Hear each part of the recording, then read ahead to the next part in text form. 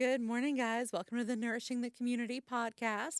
I'm your host, LaDonna Parham. I'm the CEO of Nourish Food Bank. My co-host today is Norman Hanks. Hey guys. And we have a special guest with us today, Dena Oneal. Hey, Yay. Dena. Good morning. Dena, let's start with you. Tell us all about yourself and why we nagged you into coming here today. Okay, I have to keep it short though, right? No. Oh, well, we'll be here a Talk while. as long as you want to, Dena. Sorry, sister. So my name's Dena Oneal. I was a military kid growing up. So I lived all over the United States and got to experience a lot of different cultures and areas, and that was a lot of fun. I grew up in a family where volunteering was very important to our family culture. So we always volunteered all the time. That's awesome. We love volunteers. We survive on volunteers. My grandparents raised us up to be that way. So I went on to go to UT Knoxville, where I got my undergraduate degree, where vol is a verb, they like to say. Yeah.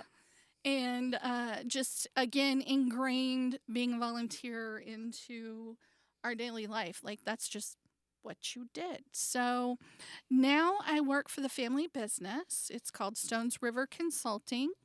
We're what you call a third-party administrator for 401ks.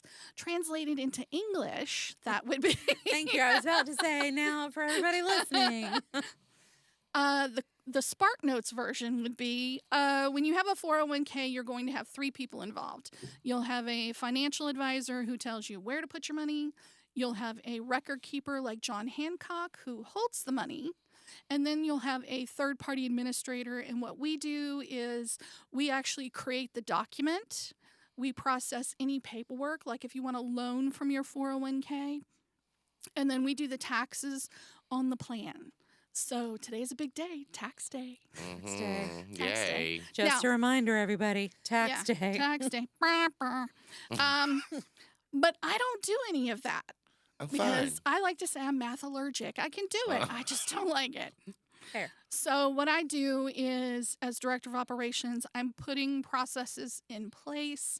I'm doing HR, IT, purchasing, banking, community relations, things like that. We're very proud that we've brought to our employees a paid volunteer day. They can volunteer anywhere in their community That's awesome. with a paid day off. And we have employees in multiple states, so we're able to really just spread the love that way. That's great.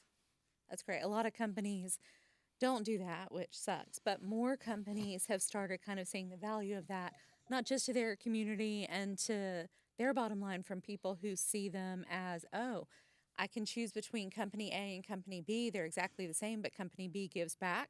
I'll participate with company B, but also to the employees. I think that there is such a sense of intrinsic reward in that, and knowing that they get to do that, I think, has been really helpful for employee retention. Very much so. At first, they didn't want to believe it. They were like, it's a trick. It's a trick. Mm-hmm. And I'm like, no, go forth and volunteer. Mm-hmm. Yeah. Go somewhere. And once the first employee did it, and we were like, hey, this is terrific. Look what so-and-so did. Not to brag on them, but just to share, what they did as an example. Well, that just kind of broke the dam, and now they're volunteering in all types of ways. The school systems, their colleges, their food bank locally. Some of them like to give back to child cancer organizations, things like that. Mm-hmm. And then one thing that we do as a company, we're very socially conscious. We feel like you have to be a part of the community and support the community to be a good company. Mm-hmm. It's all part of being that good neighbor. And so we actually vote every year. I do not decide what nonprofit the company supports. We actually vote. We take a poll, we gather up names of organizations we'd like to support, and then we put it to a vote. So, Well, that is very cool. I think it's awesome when companies support organizations in their community, but giving your employees a voice and where that support goes is truly amazing. Well, if they have a voice, they have a buy-in, Mm-hmm. and then we have their loyalty. You know, we're Yeah. very loyal to them Right. by giving these opportunities. And so then we're lucky enough that they're loyal in return. And that support going both ways just makes us a better company overall. So, I think getting and retaining employees is such a huge hot button issue right now. And We know nothing about Yeah. that. Yeah. Nothing. so I think that anything that companies do that make their employees feel valued, like they're not just a number in Right. the HR roster, that they have meaning, they have input, they have voice, they have value, goes a long way. And I think for incoming employees, when they see that, make them more likely to choose one company over another company for beginning their employment with them. So I think so. I think if I was presented with two employers and I saw one was like all business, I want you to monitor your time. You know, I'm going to over monitor you, right? Mm-hmm. You spend more time filling out monitoring sheets than you do the work that you do. I've had that kind of employer. right. Versus, I'm going to trust you to be the grown up I hired you to be, to do the job I hired you to Hiring do. grown-ups. That's fun. I know, right? Does that happen out there? It does. It does. Yeah. We do it. And then as part of that, you know, having that give and take, that relationship with our employees, you know, that enables us to be able to then offer these things like a volunteer day because we know it's not going to be taken advantage of. That's awesome. So you support your employees in volunteering, but you also do a whole lot of volunteering. Tell us about those key organizations that you're involved in. I have been asked if I sleep. Same. Sometimes. So one of the things that I volunteer with is my college alumni association. I went to both UT and MTSU, so I actually support both. I'm on the board for the MTSU ACE Learning Center, and that's the preschool on campus that is open for children with all abilities. That's awesome. I don't like to say disability because that's a negative. They're all abilities. And they just recently had a event called Saddle Up, and it was a fundraiser so that they could purchase items for the preschool, curriculum items for the classrooms, things like that. And so that was a lot of fun to participate in. And are the kids at ACE primarily MTSU students, kids, or just from all over the community? All over the community. It's an open application. It's, I think, the best little secret in town. There is a waiting list because it is such a great opportunity. It is a Right. learning lab for MTSU students. I was a product, though, of one of those types of learning labs. I went to the one at UT. We joke I went to UT coming and going. Right. My dad went to UT on the GI Bill, and I went to the Learning Lab preschool with him. You know, they're a wonderful opportunity to really give kids a head start for school because the standards are so rigorous. I mean, in kindergarten by Christmas, they're expected to be reading. Reading. They start school not being able to walk in a line or stay in a Yeah. chair. You know, the constant can't falling walk in out a of line. chairs. Yeah, we should Or add stay that in a to chair. the employee handbook. Yeah, I'm dancing around over here as it is. So it really is a wonderful opportunity for children to learn a lot of those, not necessarily academic skills, although they do have academic skills that they pick up. They're exposed to literacy and math and all of the things, but also a lot of those skills that are necessary for school, like staying in a circle, staying in your place on the rug, walking in line, sharing. Mhm. What a concept. Share. Mm-hmm. I think that's great. I'm such a huge advocate for childcare in our communities, Yeah. accessible and affordable childcare. If you've been stuck in a room with me for 5 minutes at any point in time, you have probably heard me talk about the issue. I think it is potentially one of the most transformative things that could happen in our community because it is such a massive barrier to families, both in terms of affordability. I've got a friend who's looking for childcare right now, and one that is middle of the road price wise, not even the most expensive, just middle of the road, is $1,500 a month. And so It's you've a got mortgage Yeah, it's a families that are mortgage. working 2 and 3 jobs per person. because they have more than one just- kid. Yes, because it was for one kid. And so if you have Yeah. more than one, and then none of them are open nights, weekends, overnight. So your second, third non-traditional hour Right. shifts, there's no childcare for those. And so I think for employers in this community, if there were access to that, then they would suddenly have a whole new group of available workforce members who could access that childcare and then take those second and third shift jobs that they're having trouble getting filled. And those Yeah. folks would have the opportunity to work those, which are typically higher paying than their day shift work. And so, really, for both sets, it would have a chance to move the community forward, but it's just not something that is currently offered. It really is. I've seen employers who have done that, who have set up a preschool for 6 weeks to 5 years and offered those services at a lower rate than what you could find in the community because it was considered a benefit from Mhm. HR to be able to do that. And honestly, the knowledge, because I had my child in one. When I was a teacher, the school system, Wilson County Schools, was one of the first to offer teachers daycare for their children. And did I have to travel a little bit to get to the particular school that held it? Yes, but for the cost and for the knowledge that they're in a building being exposed to early education made it absolutely worth it. And the kids thrive in it.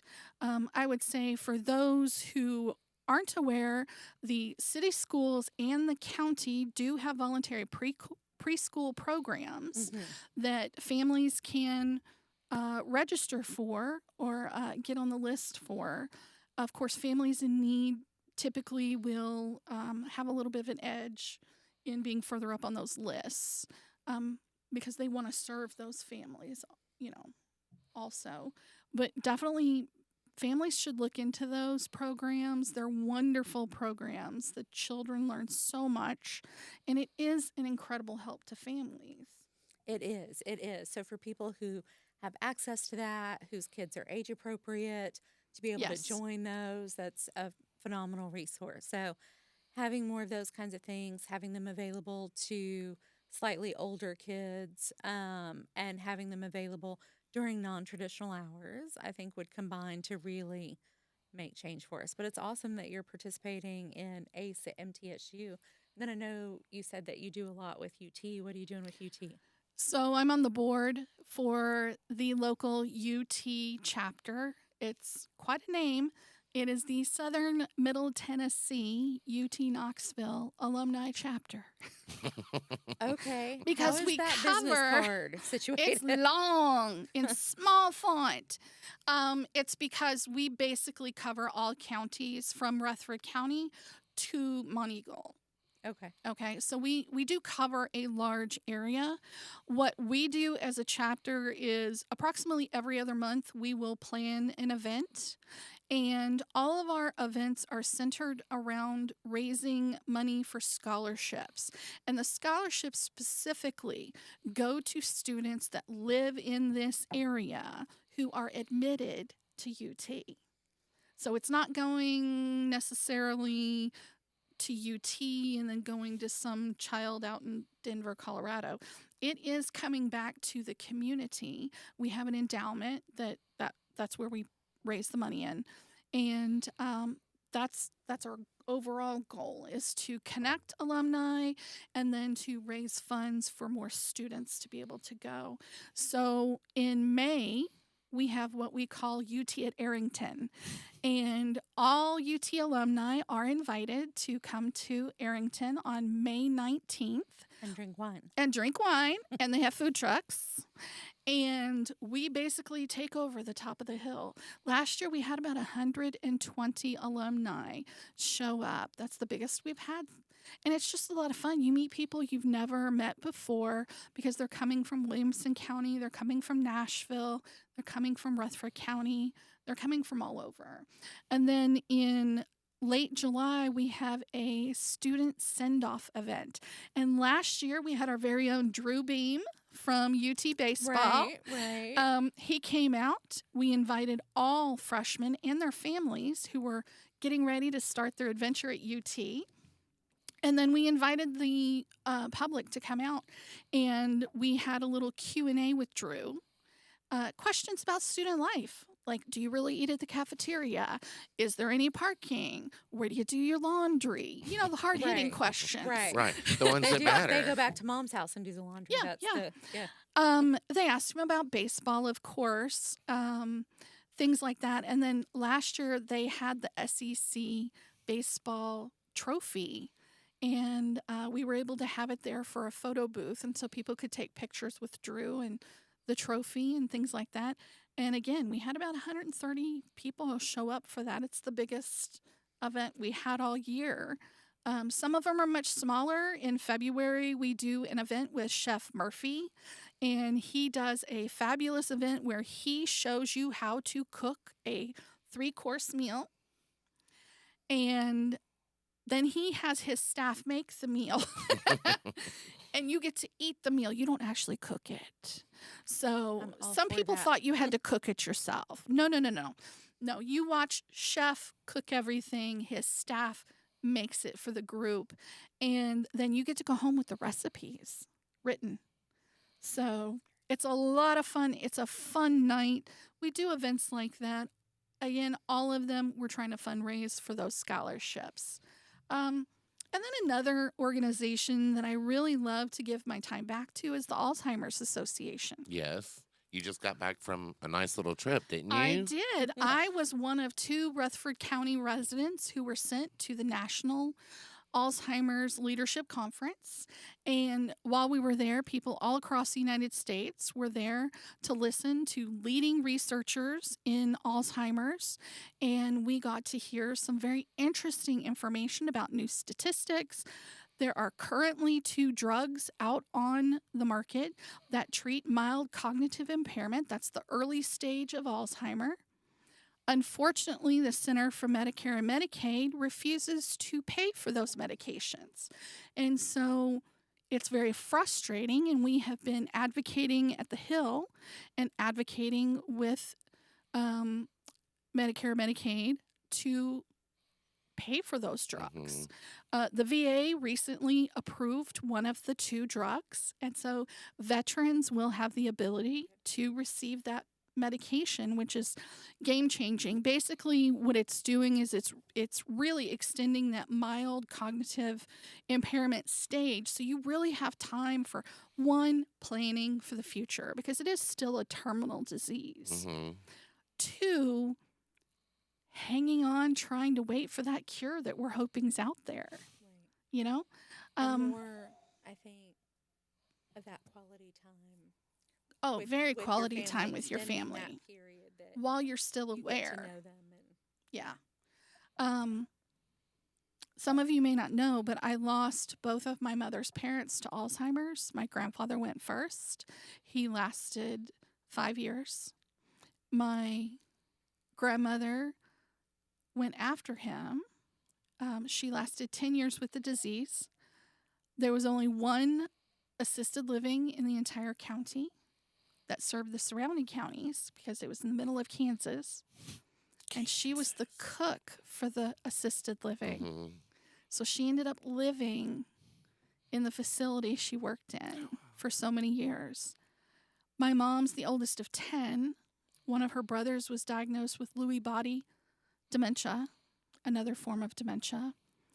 And he passed within 3 or 4 months of the diagnosis. And then she has a younger sister. Holly's the youngest of the whole bunch. I'm actually 4 days older than her. And she has younger onset Alzheimer's. And so it has majorly impacted my family. And when my grandparents were diagnosed with the disease, my mom was trying to fly in from out of state twice a year. and help another sister who lived in town with the grandparents, and they were their guardians. And with my undergraduate degree in speech pathology, I'm trying to ferry what information I could dig up, but we didn't know about the Alzheimer's Association at the time.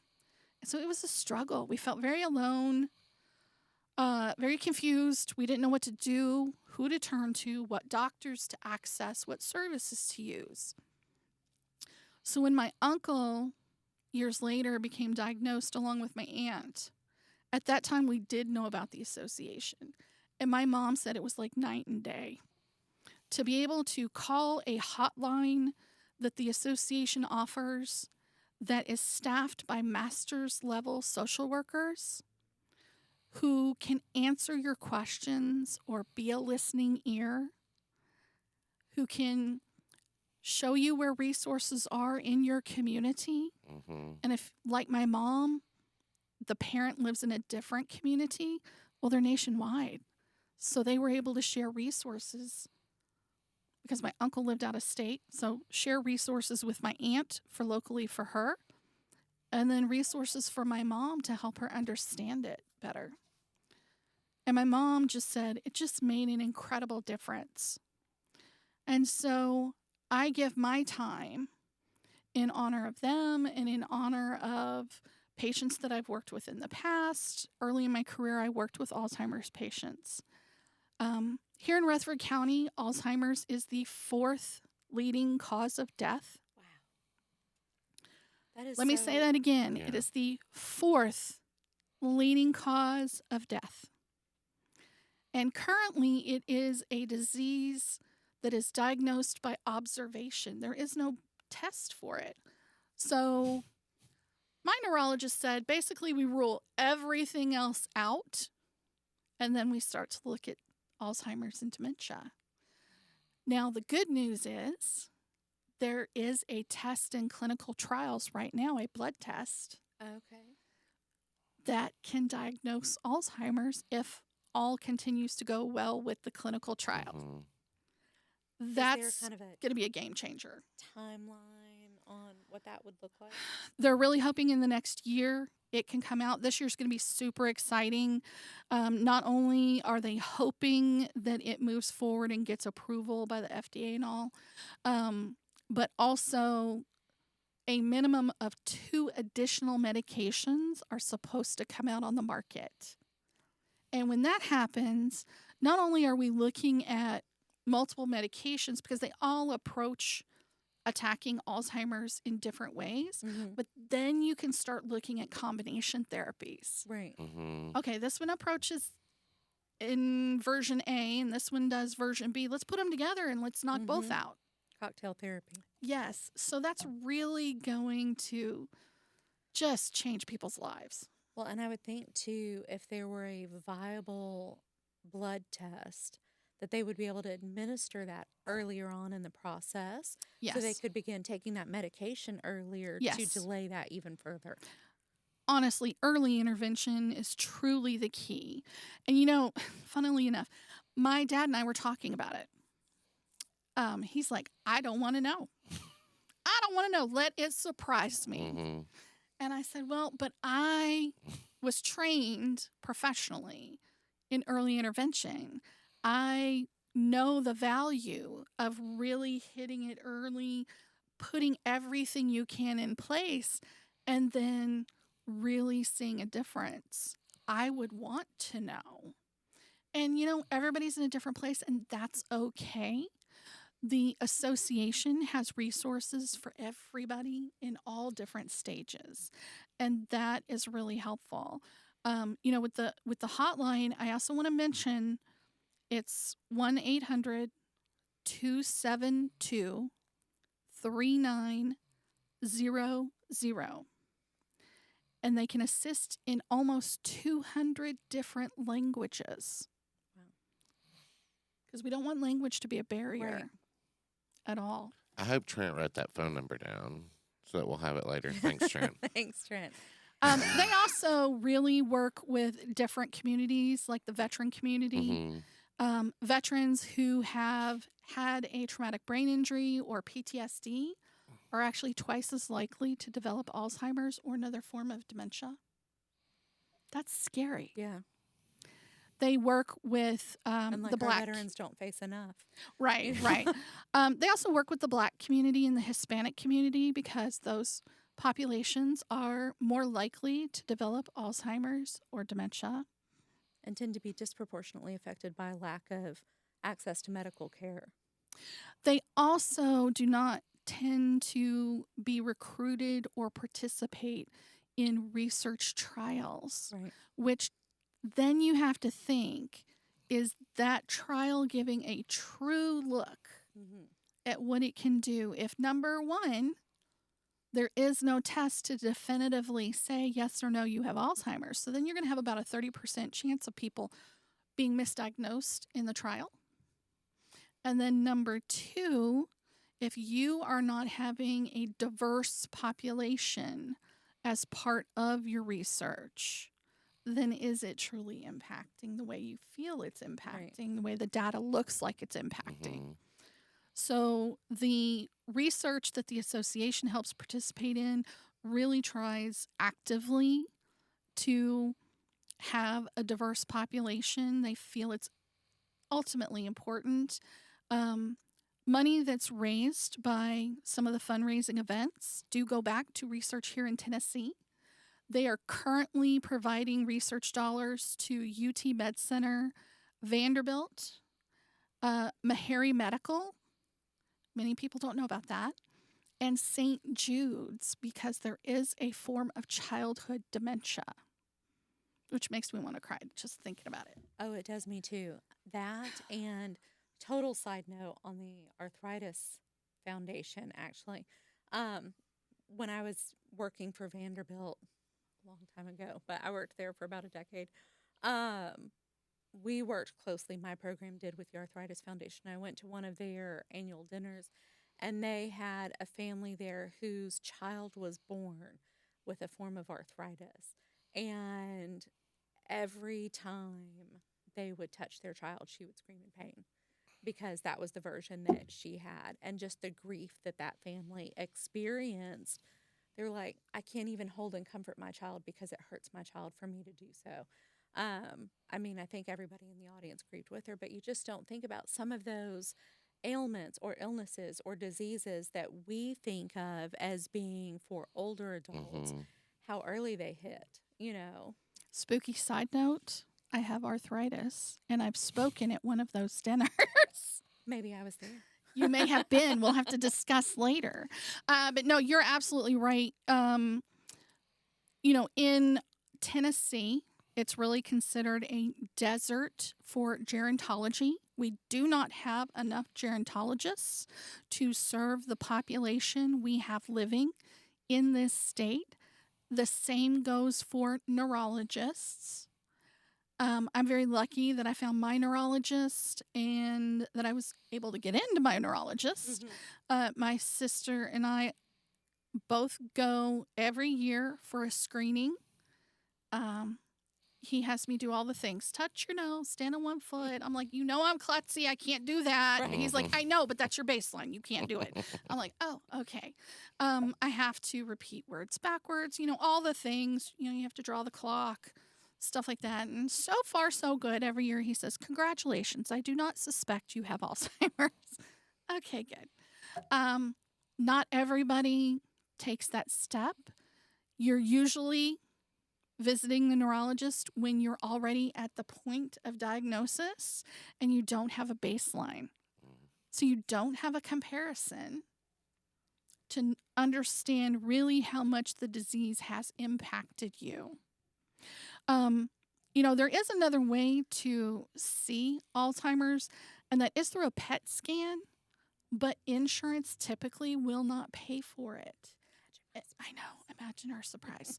And it is, again, imagine our surprise, too expensive to pay out of pocket. Mm-hmm. Right. So how frustrating is it that there is a tool out there that's out of reach due to cost? That's a whole soapbox of its own.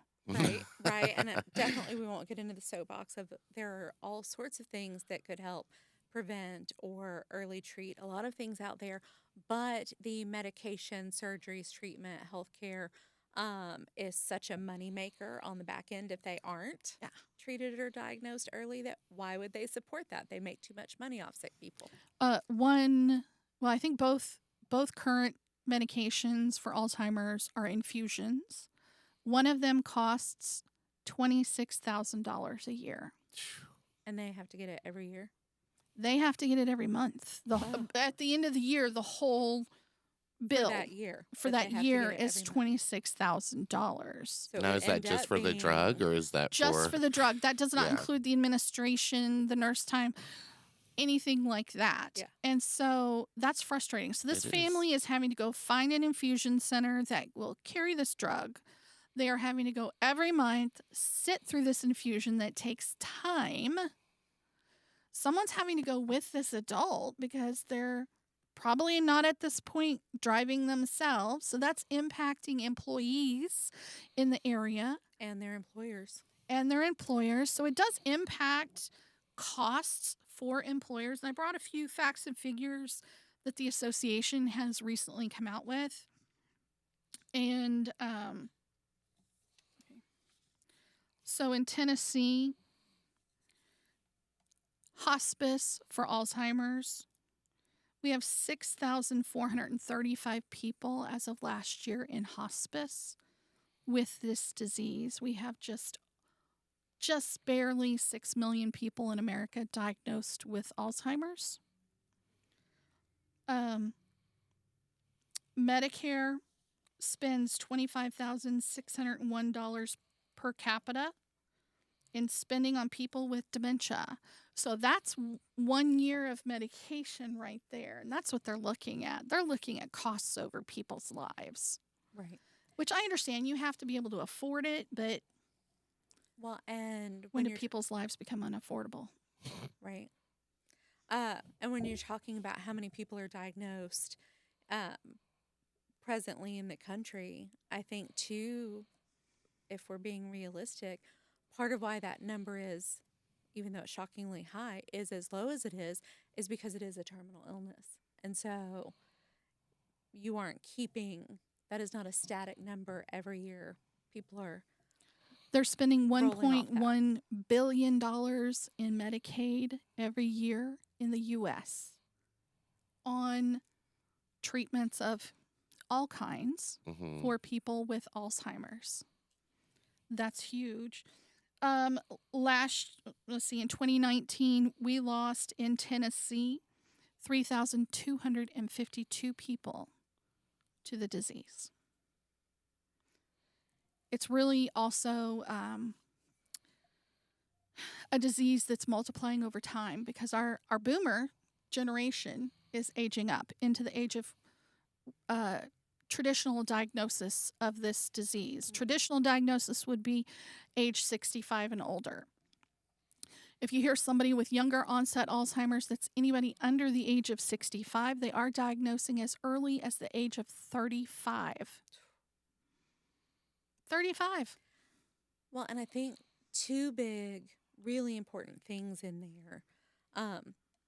One, I think sometimes people who aren't as connected to the cause or as involved in the work, part of that is because they see it as an older person issue, and so it doesn't impact them directly, and they focus more on those younger lives. And so I think it's important to really remind people that it is hitting earlier. It's not, an aging disease strictly. It's an everybody Yes. disease because it's impacting Yeah. across the board.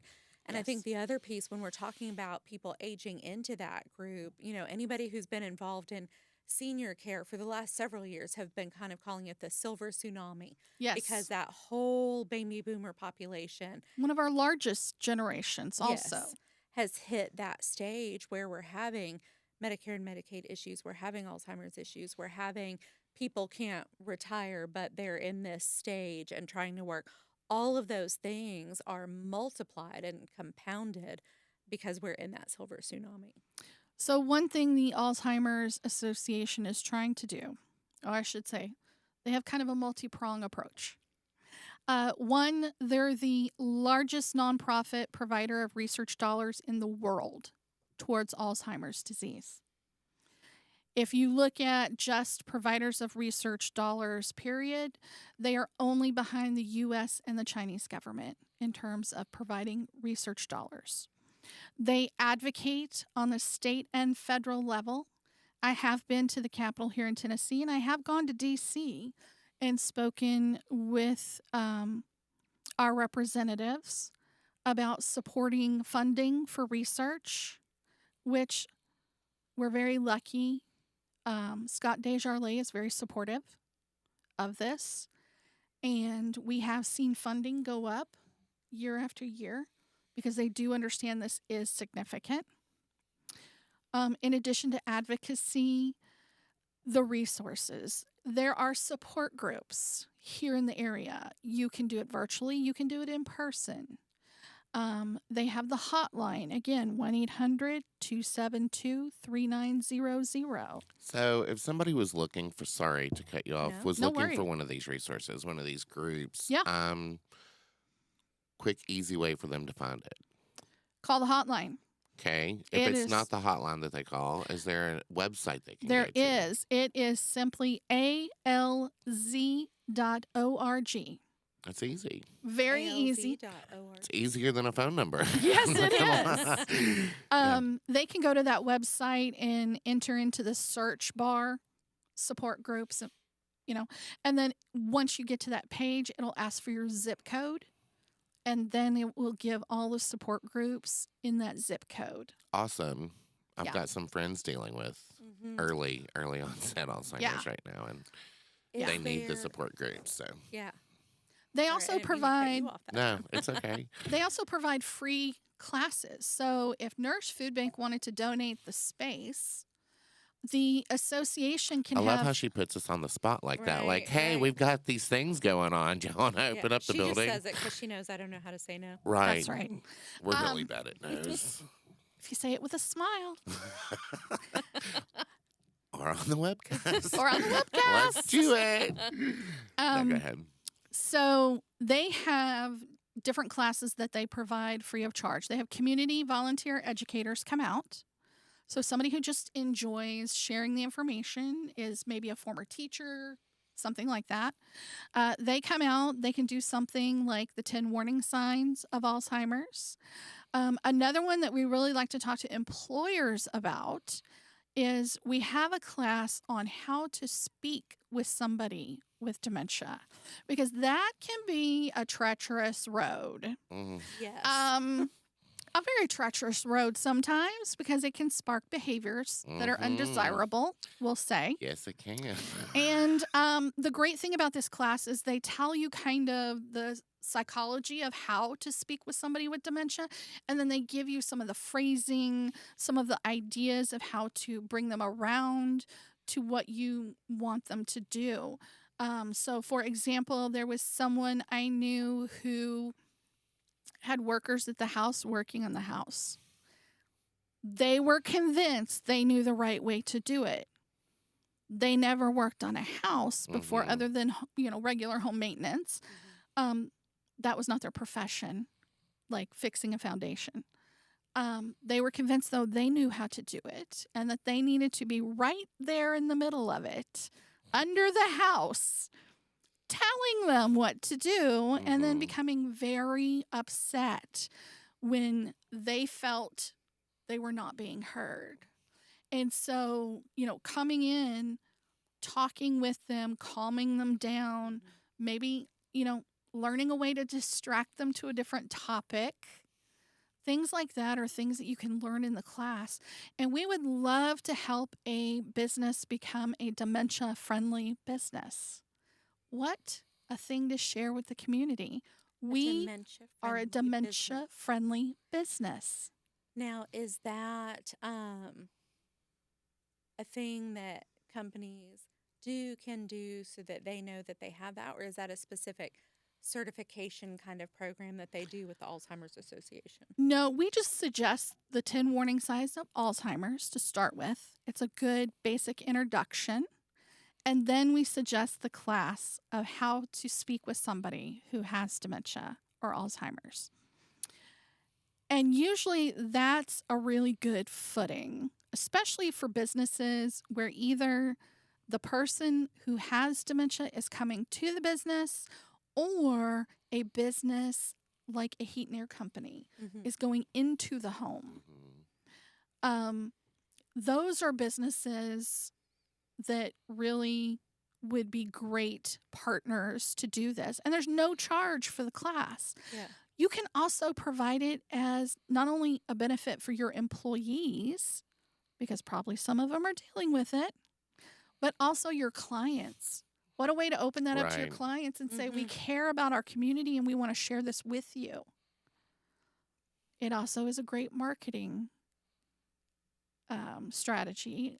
In addition, Dena, you don't have to sell us on it. We just have to work on a schedule and figure it out, I think. all I- right. Of course, you're welcome to come in and use the space. We would Anytime, you. yeah. Provide that, And you I know. think it would be great for our employees I to was not get a terrified better you'd say no. understanding.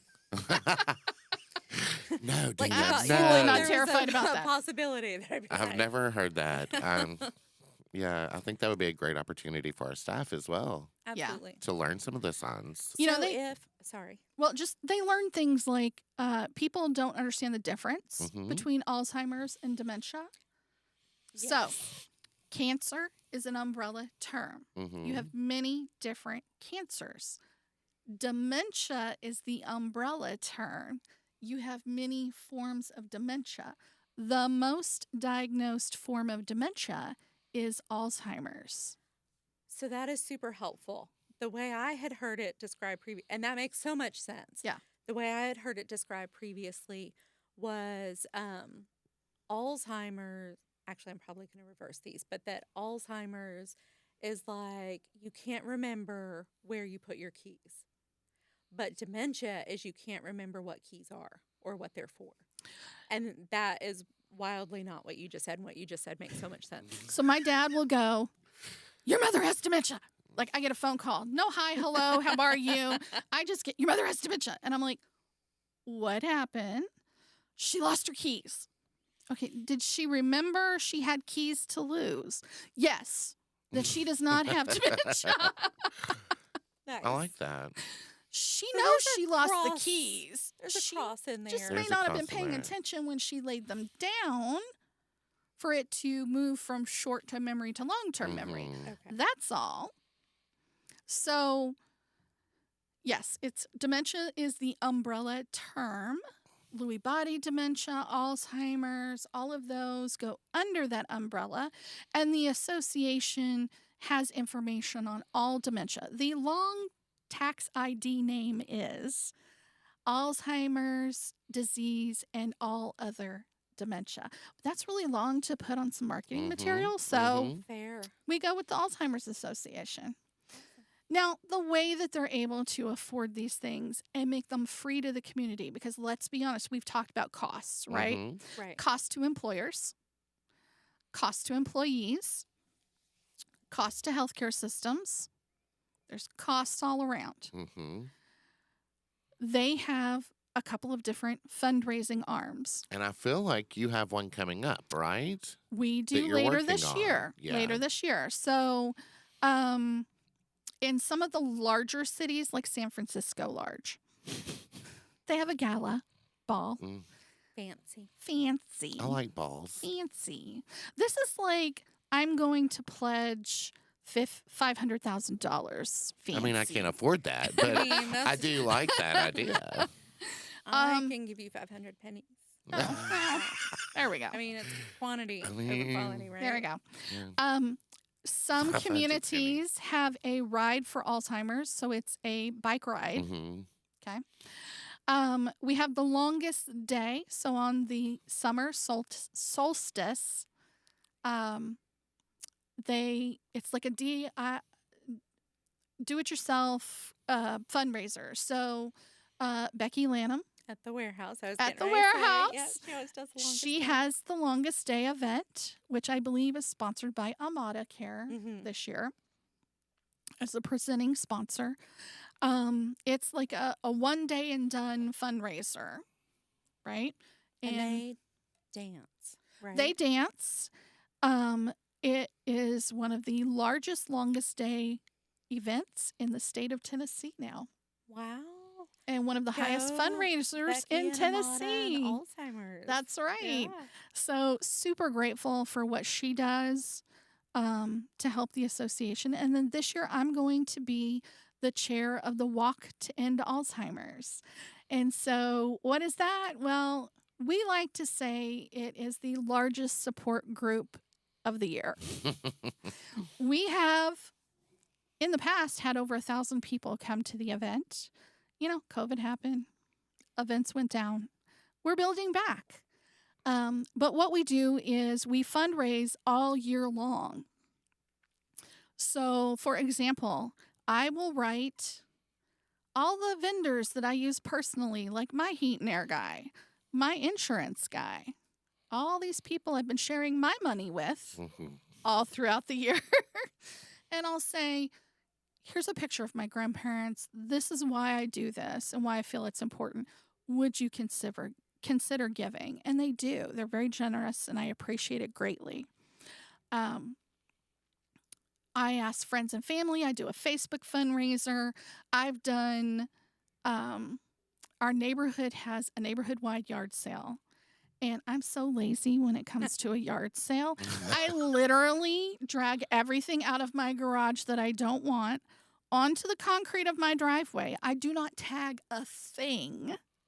And I tell people 100% of the proceeds are going to my walk team for Alzheimer's. Make me an offer. And this community is incredibly gracious and generous.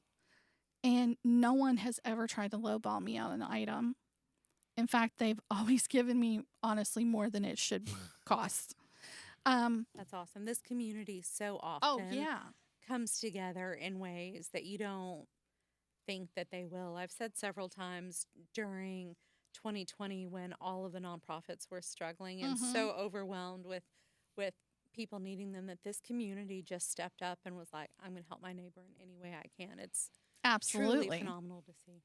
So what we do is October 28th at Siegel High School, we'll be gathering together. Registration begins at 8:30. That's more of like a check-in type of situation. In the morning? In the morning. God. It's a morning event, Norman. I was going to offer to be there, but Well, guess what, though? No. You can register for the event. You can have a walk team and raise money, and you don't have to come. There You go. can mark that I'm going to raise money, but not be there that day. we'll see. I'll look at it. Now, we'd When I love to get have to the everybody there office. because we have a lot of fun. Right. We have a DJ. We have balloons. We I have a call you photo at 6 in the booth. morning to wake you up. I mean, that's so early. You can ride with me. I only get there at 5 a.m. I mean, I only do that one day a year, and it's not for Alzheimer's. We'll see what happens. We have businesses in the community that offer to sponsor this walk, which is incredibly gracious of them. Trust Point Hospital is one of them, which we're incredibly thankful for. And then we have friends and families that have teams, and they raise money all year long, all the way through December 31st, actually, past the walk. And it's just a lot of fun. It's a party atmosphere. We go out there. We have a great time. Now, how far are you walking? Because that also plays into what's going on here. Like how Like a far mile is and a it? half to 2 Oh, miles. God. We'll see. I don't know if this is my event. You laugh, Trent. I don't You walk. don't have to walk. You can stay in the stadium. That's not as fun. Now, the walk is a lot of fun. People have a good time. Yeah. We have water stations along the way. And when you're back in the stadium, first of all, we start with a ceremony that's incredibly touching. So the Alzheimer's Association has different flowers that are kind of our logo for the walk, right? And each color of a flower means something different. It can mean I've lost somebody with Alzheimer's. It can mean I currently have a loved one with the disease. It can mean I have Alzheimer's. And then we save a white flower for the first person who is free of the disease. That's our hope one day. And so we have this ceremony. The flowers are like the spinning wheel flowers. And so they'll have somebody come out and they'll talk about the color of their flower. And then you have everybody raise their flower. And as each flower is raised and more of these flowers are up in the air, and it's dead silent except for the announcer. And all you hear is the spinning of the wheel. And I cry every time because you feel so loved and supported, and that you're not alone, because it is very much a disease where you feel alone, whether you're the caretaker or the person with the disease. So to know that somebody else is out there is incredible. Mm-hmm. So we have our good cry. We start the day with a good cry. And then we go out and we have some fun. We have the DJ playing music. We have a silent auction going on around the stadium. We have all kinds of things going on. And that money comes back to the community in a variety of ways. First United Methodist Church is kind enough to host a daycare for people with dementia. Cindy Thomas is the person who runs that group. And this coming year, she's actually going to get funds that come out of all of this hard work for the program. It also helps us be able to fund the materials for support groups, fund the hotline, fund the materials for classes, things like that. So if people outside of Norman deciding whether he can get up early or not, if people wanted to support the walk, be involved in the walk in some way and support Alzheimer's, what should they do today? What is the best path forward for them? So the walk website is one of those nice long URLs. So we have a shortened URL for everybody. If you go to www.rucowalk.com. So rucowalk.com. It reroutes to the perfect website. There you can register for your own team, or you can make a donation to my team. Can we join your team? You can join my team. Absolutely, you can join my team. So I can give you the link that goes directly to my team. When you pull up that webpage, you read my story of why I do this. And then there are two buttons. One button says, I want to join the team. And one button says, I'd like to make a donation. And you can do either or both. It's a competitive little group. Let me tell you, when it comes to the fundraising, if you raise $500 or more, you're either a champion, or if you raise a bit more to the next category, grand champion, then your name and your team go on a webpage for champions. And let me tell you what, people check those pages out and they're like, oh no, LaDonna's team has passed me and that cannot happen. What can we do now to raise some money? And they do it. They push each other. Mike Gann is typically our highest fundraiser in Rutherford County. He is one of two people that are the highest fundraisers in the nation in Tennessee. The other fundraiser is in Memphis, West Mulligan. Mike does it with carrot cakes. He has these amazing. If you don't know about a Mike Gann carrot cake, you need to learn. Because he makes them I from was just scratch. trying to figure out who this man is. I'm like, we need to know more about this. I will connect you later. He comes with a smile and a carrot cake, wishes you happy birthday, happy anniversary, happy Monday. I mean, I like carrot cake, and I'm sure I have something coming up that you could wish me a good day for. Whatever. And then he'll point, come and right? he will give you that carrot cake. And then naturally people say, oh, that's so sweet. If there's anything I can do for you. Well, Well, there is. there is. And that's how he raises his money. That's He awesome. has participated in the walk since its inception over 23 years ago. Well, congrats on being the chair of that Thank this you. year and everything that you're doing to help with the Alzheimer's Association and the UT Alumni Chapter Association. I realize that I didn't get the entire name right. It's okay. It's The close enough. Southern Middle, Middle Tennessee. Tennessee regional. If you just say Southern Middle something, yeah. Tennessee, The UT people. I'm The UT excited people. because later this week I'm actually going to UT for a leadership conference.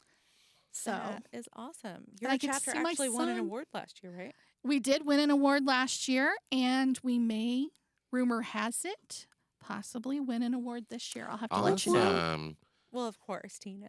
Of course. So it's a lot of fun. My life is good. I mean, it has its own challenges. Everybody does. Mm-hmm. But compared to other people's lives, my life is good.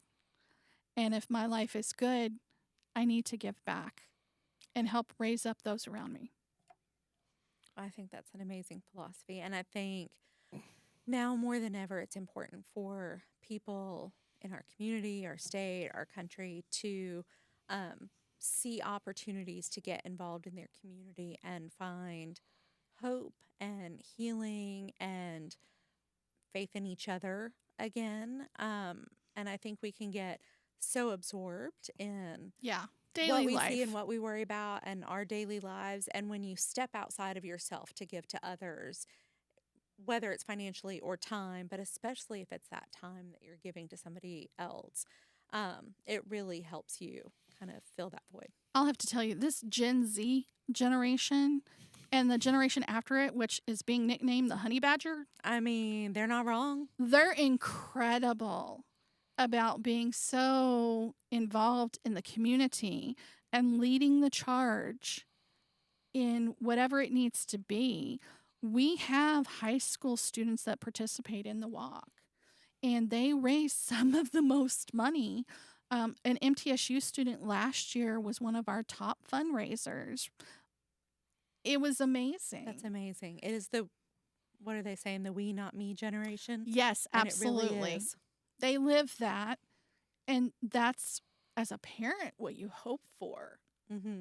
I mean, Mm. we want them to think of others and not themselves.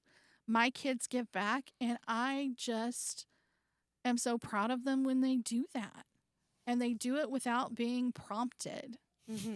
This whole generation does. And so to see them get involved with the walk is so much fun, especially day of, because we need that energy. Because I'm like you, 5 a.m. comes. Early. Woo, Comes that's a little real early for early. me, even. Yeah. I mean, I stopped teaching for a reason, and one of them was not to get up at 5 a.m. No, I feel that. Every bit of that. And watching these kids gives you a hope for the future that maybe we don't always have. But when you look at them, you're like, Yes. They're There's going hope. to solve the world's problems. I have no doubt that they'll lead that charge. well, Well- thank you so much for joining us today, Dena. This has Thank been you. amazing. Yeah, I wanted to say thanks for being the first guest on Nourishing the Community. I didn't know that. Yeah, how exciting is that? You. It was fun to find out I'll be co-hosting. Thanks Gotta for set my co-hosting. alarm. Yay. Go Norman. I'm gonna have to set my alarm. No, thanks for being here and giving us so much information about what's going on with Alzheimer's and the association. And the role that you play in nourishing our community. Well, thank you. Definitely. Oh, I like that. Smooth. Thank you. Well, y'all have a great day. Excited to be a part of it.